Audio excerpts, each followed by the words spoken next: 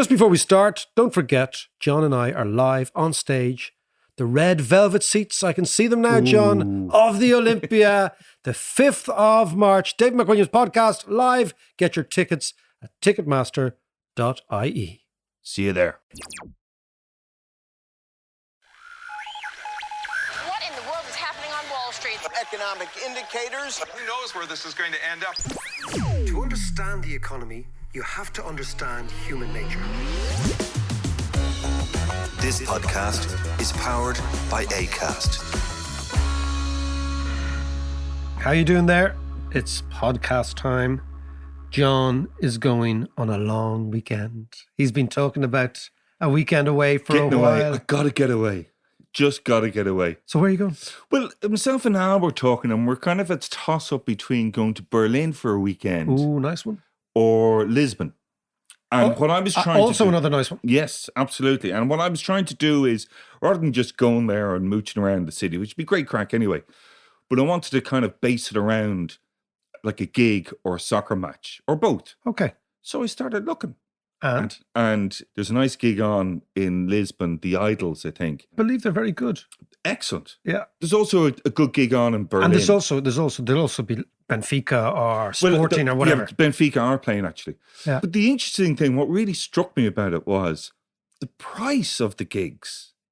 Your average price for a gig on the continent, it seems, is around 30 quid thereabouts. It's about the same as what we're charging for our gig on the 5th of March, by 5th the of way. March, by the way, tickets actually flying, which is really quite good. Oh, well then, lads, get out there. By the way, John gets nervous every time we get an update in ticket sales. John's like, oh no, not another 200 people. What am I going to say? You'll be grand. You'll be fine. So come on, come back. But the whole thing was... Tickets at Ticketmaster, by the way. .ie. Go on, tell me. But the gigs it just feels like in Ireland, the average price for a gig seems to be kind of 40 quid plus up to 100 Yeah, and something, on the whatever. big gigs. Yeah. And it just feels like we're being ripped off here constantly. And also football matches. I know we don't go to that many football matches. Premier League games in In the UK are in the UK ridiculous. are like 70, 80, 90 quid a ticket. Where they're about Go to see the 30 Rovers for a tenner. 30, 40 quid. Yeah, well, Rovers for a tenner. Yeah. But Or 30, you can go to 40 see quid in- Bose for a tenner. Look, let's be equal opportunity. Or you can go to see Pats. You can go see Shells if you want. Yeah. But by the way, come back to just before we go, see Bose have introduced a Bob Marley shirt the other week. They are very clever because Bob Marley's last live gig ever was in Dalymount Park. Dalymount Park. And Pat Murphy was at it, right? That was his last gig ever. Ever. His Wow, I last didn't know that live one now. gig ever because he had gangrene and cancer in his toe. Yeah. And he wouldn't get it because the Rastafarians do not believe in amputation. Yeah. Or cutting their hair. That's part of it. The whole thing. So his doctors advised him, said, look, you've got cancer in your toe. If we let us chop a bit of this off, you'll be grand. And he said, no, man. No, man. Anyway, let's go back. So the Bose actually, I said the Bose have actually done a very clever marketing strategy with a Bob Marley shirt. Fair But go play on. to him. No, but it just struck me that the difference in price. Well, this is what we want to talk about today, which is why, well, first of all, the difference in price is the Irish price level has been going up and up and up and up for a long, long time. There was a time, not that, it's quite distant now, but where Ireland was much cheaper than other countries. So when we were younger, if you went to Germany, you went to Italy, it was always really expensive. Yeah. You couldn't believe how much it was, right?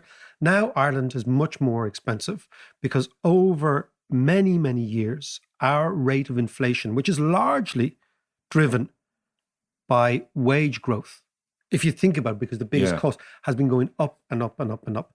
And now we've got to a stage, as you say, where you go to Portugal, you go to Germany. That's the crazy thing. You go to Germany and everything is much cheaper in Yeah. Germany. And yet the society is much richer. Yeah. And that is the bizarre thing. But it's even things, and anybody will know this when they go on holidays. To buy a coffee in Portugal, for instance, is a quid. Yeah. But their Thereabouts. wages are really low. Yeah. So- but I get my flat white with a little twist of whatever. Of course you do. And it's $3.50. The here. twist of geranium or something, or whatever you get. Beer as well. Well, interesting you should mention beer. I was discussing the other night with my son and his mates who were going out, and they were chat. I said, "Where are you going tonight?" We're going out, blah, blah, blah. We're going to get a couple of drinks beforehand. And then they said, Prinks. but then they said, we're going to buy a few naggins. Now, a naggin of vodka, I haven't heard them. They're like 1920. Yeah. I haven't heard them talking about drinking naggins for a long time, right? Naggins were on the back of the 46A Yeah. naggin, right? Yeah. Oh, they were the days. And then I Mac. said, what are you guys drinking naggins for? And they said, because it's too expensive because of the minimum alcohol pricing. You know, it's been brought in, right? Yeah. Yeah. They have now calculated, if we drink X amount of vodka, it's going to get us here, and it's going to be too expensive to drink beer. And that's the amazing thing. So the minimum alcohol pricing has changed profoundly how teenagers drink and early 20s drink. And they're drinking heavier spirits now and abandoning beer because beer is too expensive. So the very idea of the minimum pricing was to try and wean kids off heavy booze, Yeah. and it's doing the opposite. And this is what I want to talk now about, is basically different costs of living, different rates of inflation for different people, and how that impacts on the economy. Because, you know, you hear the rate of inflation is X, right? Yeah. 4% or 5%, right? And then you hear lots of people saying, well, it might be 5% for you, but it's 10% for me. Yes. Yeah. Yeah. And yeah. it's all to do with what you're spending your money on. So when you talk about inflation in Portugal and Ireland, that's an average inflation rate that you can see between Ireland and a different country. But what's even more interesting is the inflation rate within a society. Mm. Whether you're in America, whether you're here, whether you're in the UK, whether you're in France or Germany, what you have is different levels of inflation. And I want to talk about that today. Yeah. But go on, explain that a bit Well, more. I tell you, we're going to get all nostalgic, Oh. right? We're going to get nostalgic. When I was a kid, I loved the smell of turpentine. Right. Do you remember the smell of turpentine? It's the smell of paint thinners. Yeah. Now, yeah. I know that sounds very weird, Yeah. but I did. Down the back within a bag. No, I'm talking about something very different. I'm talking about a nostalgic trip that I'm going to take you now back into my dad's garage, the garage of our house Yeah. I in remember it well. Windsor Park, right? And you used to go into the garage, and my dad used to paint all the time, right? Yeah. When you come home from work, he'd kind of have his dinner, chat for a while, and then he would go and paint. And I think that was his way of winding down, you know, completely getting rid of stress, which is actually quite a... He was a good painter, as far as He I remember. was a good painter, and yeah. he did it well. His favorite kind of muse was Killiney Hill and Dalkey, Dalkey. yeah, all around Dalkey, Yeah. Killiney Hill. But he was good. I remember them being really good. And he loved it. And that was his thing, you know. See, he's one of these men who didn't drink, never Yeah. drank at all. Yeah. And so booze was never a thing. So it was basically football and painting, Yeah, yeah. which is kind of pretty much standard.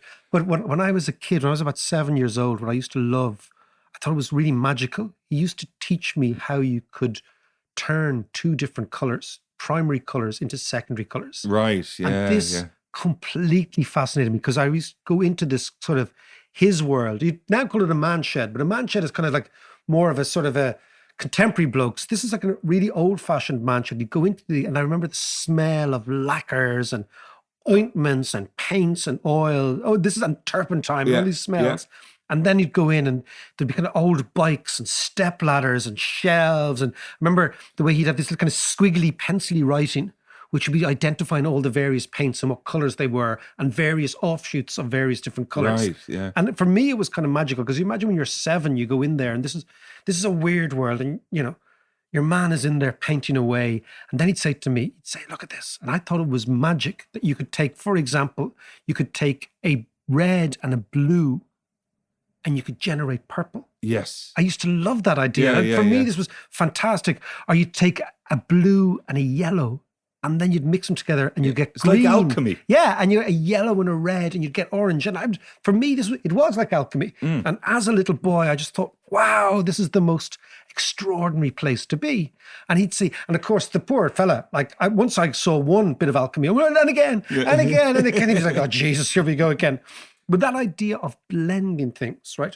Taking one color and another color and creating a third color. This is interesting from the perspective of inflation. right? Oh, Because now there's a link. Right. So if you think about blending, right? Most chemistry is about blending.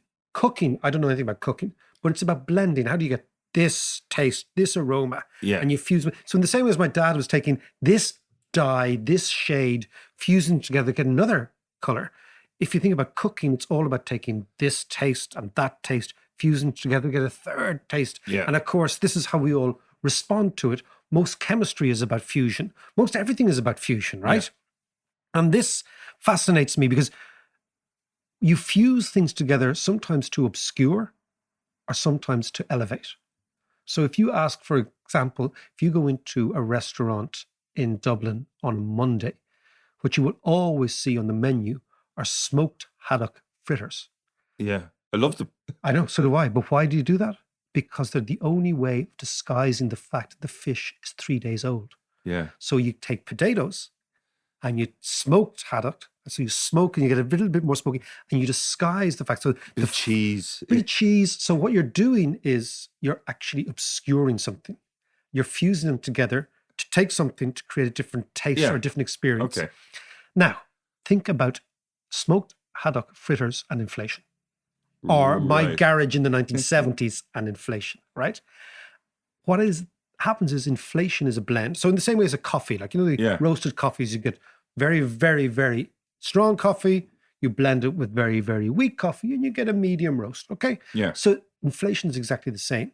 So what inflation is, it's basically a measure of the change in prices of a variety of goods every single month, blended together and weighted for what statisticians think the average person spends their money on. So, for example, housing, you have a great weight on food, clothing, all those sort of Yeah. things, right? So what it is, it's nothing more than a blend, right? It's doing what my dad did. It's Yeah. taking one color and another color and creating a third color, right?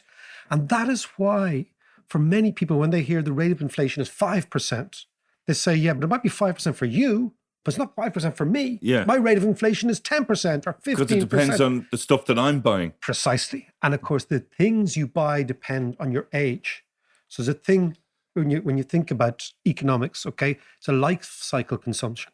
So people who are young spend money on different things. People who are old spend money on different Sure, things. yeah. So basically what you have is the rate of inflation, although on average, it reflects the average person, what they call the median person in the country, right? In reality, it can be very, very different for people.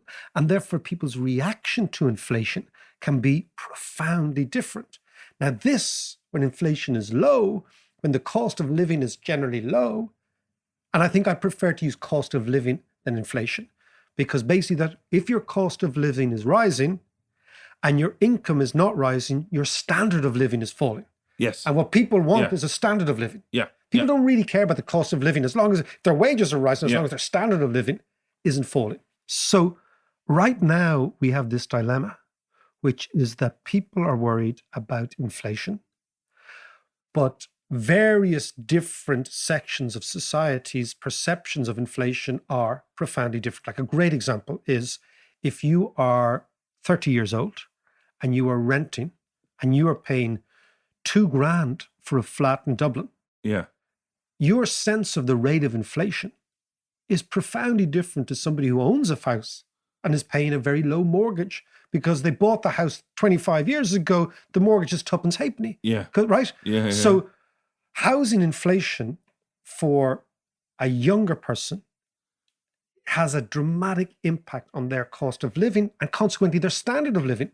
Whereas housing inflation for an older person actually makes them feel richer. Yeah. Actually Yeah, yeah. increases their standard of living. And that's what I want to talk about because I think this is a critical battleground for politics and economics in the coming, I'd say 3 or 4 years ahead, because inflation is going to be with us for a while, maybe a year, maybe two. But the legacy of that year or two is going to feed into political decisions over the course. You can even see it now. The government are reacting, trying to give subsidies for this and Yeah. that and whatever, because they're panicking. Okay. Let's get into this just after this. Inflation, Mac. Yeah. We need to Which dig is into, which is rising. Okay. Yes. That's the key. but we're not in this podcast, we're not calling it inflation, we're calling it the cost of living. Okay. So what you're saying basically is that the cost of living in general is rising, but when you drill down, it's rising at different rates for different sectors of society. Yes. Exactly. For different people. And that's why I wanted to talk about the blend. Yeah. So basically, the cost of living is just a blend, but when you disaggregate it down into its components, it has a different impact. It's like a different color. So that basket of goods includes what at the moment? Everything. So basically, you have, believe it or not, statisticians who are employed by the CSO, and they go out and they go to shops and they check prices and they come back. Pick up a bit of broccoli and then they measure. They come back. Yeah. And they go to the petrol station. They go to everything. They go to petrol stations, they go to clothes shops, they go online. This is part of the collating of statistics, which I believe is a sign of a civilized country. Right? I've always believed this. In other way, you say, the great civilizations, they had great art and whatever. I actually think great statistics is the sign of a really civilized country. There's the nerd coming out. And a sign of a corrupted country is a country that lies about statistics. That's a really important thing. That's every feckin' country. Well, no, but I mean, if your CSO is totally under political pressure, I know it sounds really nerdy, but the Central Statistics Office is one of the most important institutions of state. That if your measurement is pure and uncorrupted, it actually is a reflection of a society that is much, much more likely to be open, to be free, to be tolerant, to be liberal, to be a place to live. If your country is a country where statistics are manufactured and manipulated, then I think you're in a really okay. Can I just stop you there? I know this is my weird stuff. I know, and we're going off point a little bit, but I just want to stop you there because you have quoted that book, How to Lie with Statistics, on numerous occasions. So you may have a whole load of figures and numbers and stats sitting in the CSO, but it's the interpretation of that. That's why in university, my favorite course was statistics, right? Because it's a way of telling stories. Yeah. So if you take statistics, and you're right, that's the pure data. Yeah. That's what we're measuring. Which is meaningless until it's interpreted. Exactly. And that's the alchemy of lots in the economic profession. Now, not always, but I've tended to regard some of the economics profession as not being dissimilar to medieval priests, right? Okay. So if you imagine the medieval priesthood, okay? He's wearing a cassock, by the way. The priests say to all the punters, right, in the monastery, right? All the punters turn up for mass, right? This is why Luther was so revolutionary. So all the punters turn up for mass, and the priest said, look, man, I have a relationship with God. So much so that I speak a Latin language that you guys can't speak, right? Yeah. Okay, so this is my statistic. So God has the truth. Okay, that's the statistics, the data. I, the priest, interpret the truth and disseminate the truth to you, the punter. Yeah. And you don't have to worry about any old shite like this. Just keep paying me indulgences and money and I'll keep God on side, right? So the priest was, in a way, what they call in Germany, the Dolmetscher, the translator. And the economist and the statistician play a similar role in secular societies because they translate and make material. They tell stories about the data. So I think you're right. But anyway, let us get back to inflation. Yeah. So good statistics is a good sign, right? So first of all, you've got to understand statistics, a blend, an aggregation doesn't actually reflect everybody's experience. And this is very important when we come to inflation, because inflation is political, right? The second one is, and this is a fascinating thing, is that somewhere deep in our human psychology, we value not losing money more than we value earning money, right? Right. It's called loss aversion in behavioral economics and psychology. So for some reason, pain is worse than gain, right? And that, of course, is a deeply elemental human thing, right? Sure, yeah. That we experience pain, we feel pain, but we feel it physically. And if you look at, for example, gamblers, why do gamblers never sell up? Why do they always hold out until such a time as they think it's going to come back? It's because they don't want to crystallize their losses, accept their losses, and move on. Yeah. This is why so many people... It's kind of a denial. Yeah, it is a denial. And this is why so many people who buy assets at the height don't sell when things are falling. They wait and wait and wait and wait and wait. And all the time they're actually losing money. But it's this idea of clinging on, hoping for the best. And this is the idea of loss aversion. So if inflation is high, if the cost of living is high to you, you remember that more than if inflation is low and the cost of living is low. So when the cost of living spikes up, you remember it much more than all the good times when it wasn't spiking up. Yeah. So this is why inflation can have an outsized impact on politics, right? So this is the first thing. And then there's 3 specific problems which make inflation, to use the vernacular, a shit show for politicians. Right? The first is, once it gets into the system, it's very hard to get out. I would call it, economists talk about rational expectations, I would call it tit for tat inflation. You're right. Right? Explain that. So tit for tat inflation is, okay, the price of energy goes up, petrol, I want a wage increase. I want a wage increase, the price of energy goes up. So it's tit for tat. So at every stage, once it gets into the system, Yeah. it can actually go up. And it's only the rational response.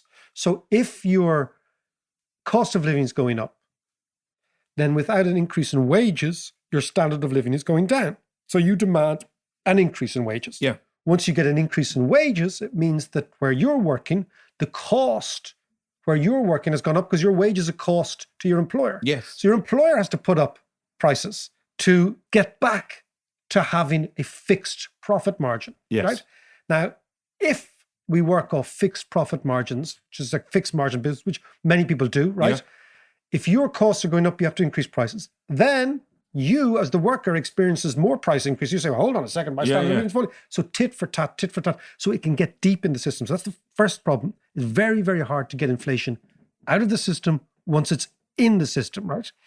And of course, the second problem for the Irish government and all governments within the Eurozone is we've no tools to get rid of local inflation, because the typical tools you have are your exchange rate and Right. your interest rate, Yeah. right?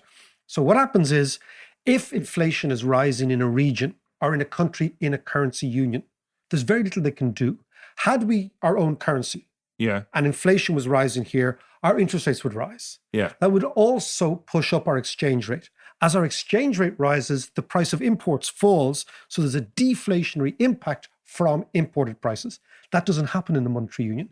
So it means that the inflation rate can go on longer, Yeah. right? So if we begin to inflate higher than the Germans, which we will, because we're a younger population, we spend more, right? Then what happens is it takes longer for inflation to get wrung out of the system because we've no domestic tools. So one of the Faustian bargain of monetary union was we gave away our monetary tools Yeah. in order to have the stability that not having your own exchange rate facilitates. But it means that if you get into trouble on your own, you're on your own. So it takes a longer time for inflation to get out of the system. So you could have higher inflation for quite some time. Right. Right. And So, that has- but at the same time, if our inflation goes through the roof, for Yes. example, and Germany stays the same. the way that the ECB will react is to up the interest rates. No, they won't, because we're so small. We are Okay. so small. Ireland is so small, right? They might increase interest rates modestly to Right. reflect conditions in France and Germany and Northern Italy, right? Yeah. But if Okay. we get out of whack, right, Yeah. which we did the last time when we had a property boom, we got out of whack on our own. Right. And they Okay. said, well, you fix it on your own, right? Right. So the same idea. And what happens then is that companies that are exporting out of Ireland, that are faced with Irish costs and are competing with German or British or whatever companies, will find it highly uncompetitive to be here, and they will go to the wall. So that's the second dilemma, is you've okay, no right. tools. Yeah. And then the third dilemma is the way in which people vote, right? And this is why it's a shit show for politicians, because people don't vote based on the average rate of inflation. They vote based on their inflation. Yeah, of course. Right? Yeah. So if the political class loses control of the cost of living, the electorate atrophies into the various different constituencies whose rate of inflation is different. So it doesn't matter if Micheál Martin or whoever comes out, and says, Emmanuel Macron, for example, says, oh, well, don't worry, the average rate of inflation is 4%. Point is saying, well, it's not my 4%. So I'm going to vote against you Yeah. because Yeah. I think you're lying to me. Because you say it's 4%, but I know mine Yeah. is not 4%. He's not lying. It's just the way statistics blur things, and it's the blend. So that's why it's a real shit show for politicians. Because ultimately what happens is if you let inflation begin to take hold in a society, it can take a long, long time for you to get it back. And the political consequences of that are enormous. So inflation here at the moment is It's 5.5%. 5.5%. But in America, it's worse. It's up 7.5 plus. 7 plus, yeah. Yeah. So what's going on in America then? How's that affecting America? That will come back on us. Let's look at the figures, right? The 7% year on year figure. Now, you may well think you shouldn't take year on year, you should take month on month because the economy's changing so quickly. But be that as it may, let's take it the 7%, right? Okay. It's the largest annual increase in prices since June of 1982. So it's a long time since Jesus. it's a long, long time since Yeah. Americans have experienced this level, right? And within the figure, there's significant changes to 23%. There's a 29% rise in energy costs in America in the last year. I mean, that's phenomenal, right? And the Americans huge, love yeah. gas guzzling cars. Yeah, yeah. I mean, they love their cars, right? So I'll just break it down, John. There's been a 29.3% increase in energy costs in the United States, right? With gasoline is up 49% in a year. Okay. 49, 9%, right? Utility gas up 24%, electricity up 6%, food up 6%, housing, right? Which is 42% of all the waiting, which makes sense because everyone needs a house, is up 5.1%. So what you have is across the board, new cars in the States up 20%. Yeah. And because Americans love cars, this is Yeah. much That's more important. big in their inflation. It's big in that, exactly. So if you're a trucker, like the Canadian truckers are going mad now with Trudeau, right? If you're a trucker, you're in transport, you're a taxi driver, you're anything, your inflation is 20%. Yeah. And that's real, Yeah. right? Because yeah. that's your daily cost of going to work, right? So what you can see is that energy costs, heating costs, driving costs, all going through the roof, right? Which means that if you are a commuter in a suburb of somewhere like Boston, which is very cold for a long time, your inflation's gone through the roof. Whereas if you're a cyclist now in California, your inflation is much less because you don't have any energy costs, Right. Yeah. Yeah. right? And it's sunny. Yeah. So if you're a commuting, well, you have air conditioning costs. yeah, but if you're okay. So if you're Northern California, let's get specific, right?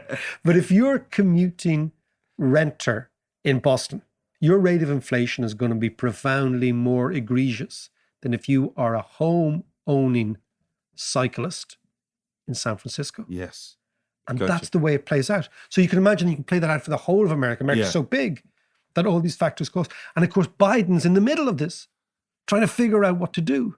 So that's the way in which it plays out, that different sectors of society in different geographies experience Yeah. inflation completely differently. Yeah. Now, in Ireland, it's something quite similar. Our rate of inflation is 5.5%. That's the 14th consecutive rise in inflation, right?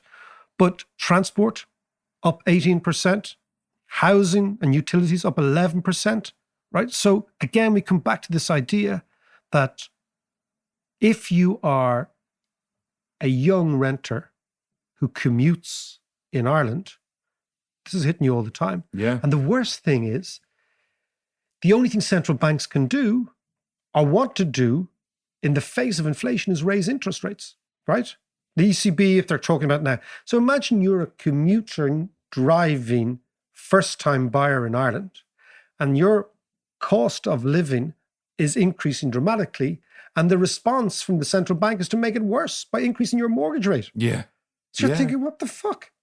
Right? And that affects how you vote.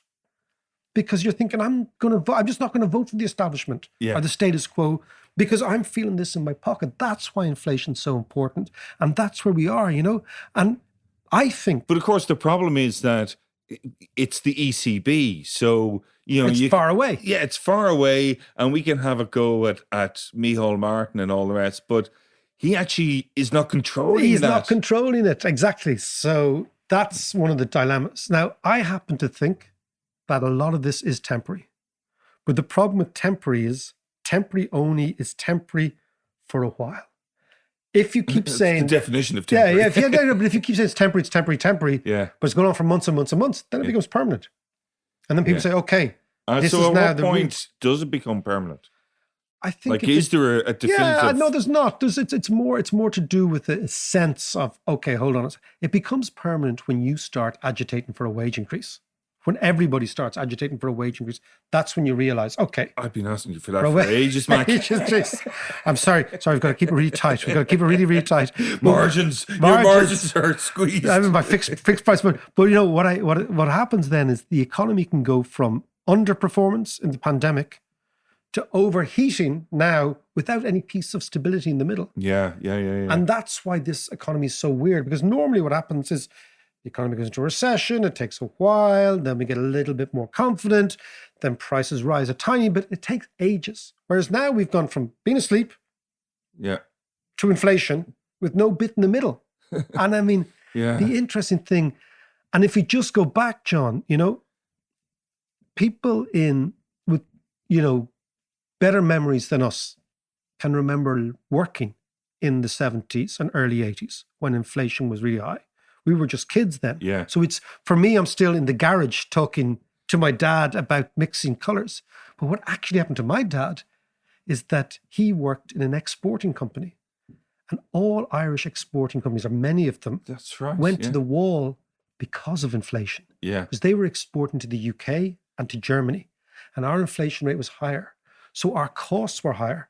So the profit margins of those companies were higher. And even worse, we tied our exchange rate to the Deutschmark, but nobody believed us, which meant that our real interest rates had to be much higher. So companies that were exporting with CapEx investment, which all exporting companies have to be if you're in Yeah. manufacturing, have large debts. So they got both hammered by Squeezed, inflation. Yeah. And my dad lost his job Yeah. I because remember of that. inflation. So for me, this is like, when I think about it now, you know, you think, is that 40-year cycle going to repeat itself here? Where people in exporting, now the one good thing is that most Irish exporters now are multinational companies, which have much, much more deep pockets and buffers than those old manufacturing companies that were exporting chemicals and paints and, you know, manufacturing stuff, you know, basic industrial goods, manufacturing goods. Yeah. They had no buffers, right? But they went to the wall because of inflation. Now that means that small Irish companies, not the big ones, the small ones, the SMEs that we're talking about, Yeah. have a lot to fear for inflation because it changes their relative cost relative to their competitors abroad. And that's what happened to my dad. And the crazy thing is, you know, I was there in those days, sitting in the garage, insulated completely, thinking that there was nothing in the world that your dad couldn't fix. Right? Yeah. Yeah. But the problem is that's the kids' world, and the adult world is completely different. Just a quick message. Listen, thank you so much to all our Patreons. We couldn't do this without your support. And if you fancy supporting us and getting all sorts of fantastic gear, economic courses, tutorials, reading lists, all that jazz, follow us on Patreon. That's patreon.com/David McWilliams.